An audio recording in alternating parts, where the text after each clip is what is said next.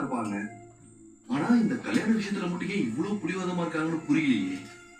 இல்லை எழில், அம்மா ஒரு விஷயத்த இவ்வளவு தூரம் சொல்றாங்கன்னா அதுக்கு பின்னாடி இருக்கிற அவங்களோட பயம்தான் காரணம். என்ன பயம்? ஆனந்திக்கு இந்த மாப்பிள்ளை ஒரு மாப்பிள்ளை கிடைக்க மாட்டாங்கன்ற பயமா? அது இல்ல,